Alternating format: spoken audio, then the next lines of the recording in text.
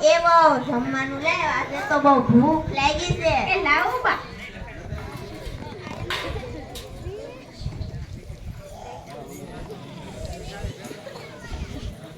આલે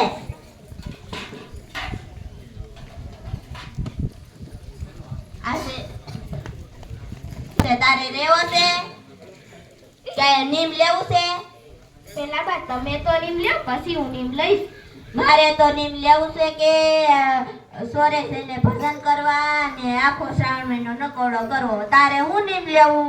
એવા મારાથી કાંઈ નો નીમ લેવાય. મારે ખેતરે જાઓ, બે ગાય દોવી, એની છાશ ફેરવી, તમારી બધાની સેવા કરવી, મારાથી કેમ નો નીમ લેવાય? હાવ ધાનના ધનેડા જેવી થઈ છે. કઈક તો નીમ લેતી હો. બા તમે ત્યાં જઈને ભજન કરશો કે ગામની પંચાયત કરશો? નેકરું પસંદ થોડું હોતે. અરે ગામની પંચાયત હોય કરવાની.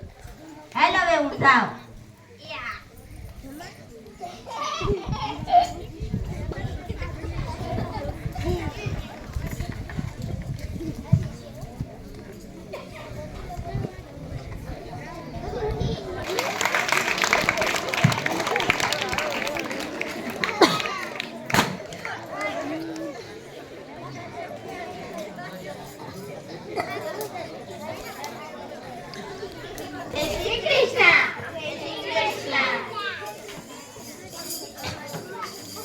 હાલો કીર્તન કરી.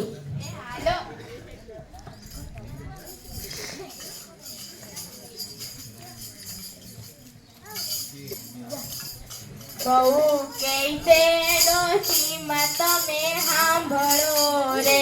વહુ કે છે ડોશીમાં તમે સાંભળો રે. ઘડીક લઈએ સત્સંગનો લાભ રે. ઘડીક લઈએ સત્સંગનો લાભ રે. બહુ કૈસે ડોશીમાં તમે સાંભળો રે. વહુ કે છે ડોશીમાં તમે સાંભળો રે.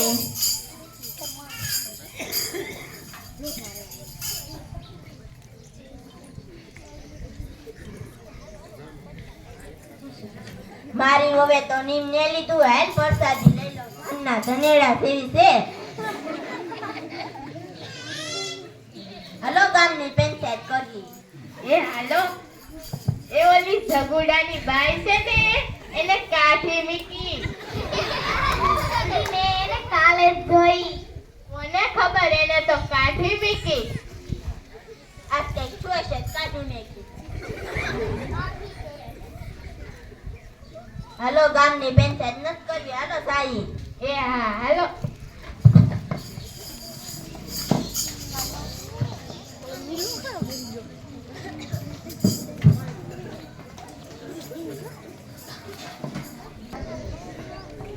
તે શ્રાવણ મહિનો પૂરો થશે ને ઉમામ દેખી છે તારે રેવી છે. આ તો મારે એ હારું બા, તમે કહો તો આજે એક ટાણું કરી લઈશ બસ. એ હા.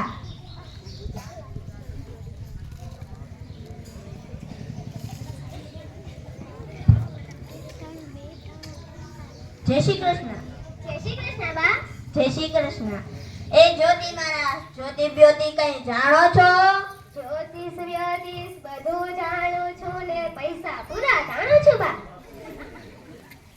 એ મારે કઈ કેવું છે. મેં આખો શ્રાવણ મહિનો નકોડો અને સોરે છે ને પસંદ કર્યા છે ને મારી હવે એકટાણું કરી કેરું છે આશે. એમાં વધારે ફળ કોને મેળવું? હમણાં બધું સાચું કહી દો. આ ટીપણ બધું સાચું કહી દે. આ ટીપણ મારા પપ્પાના પપ્પાએ ગાંધીજીને આપી હતી. મંદિરે જઈને કીર્તન ને ભજન કરવાને બદલે મીઠુના ગગુમાં ચલામાં બધાએ મળીને રામની પંચાયત કરી છે. આથી તેનું વ્રત બળી ગયું છે અને એક દિવસના અમાના એકટાણા કરી તેણે સારું ફળ મેળવ્યું છે. અને જો તેને વ્રત સુધારવું હોય તો તેને બીજા શ્રાવણ મહિને નકોડો અપા કરી મંદિરે જઈને ભજન કરવા પડશે. લાવો બા પૈસા.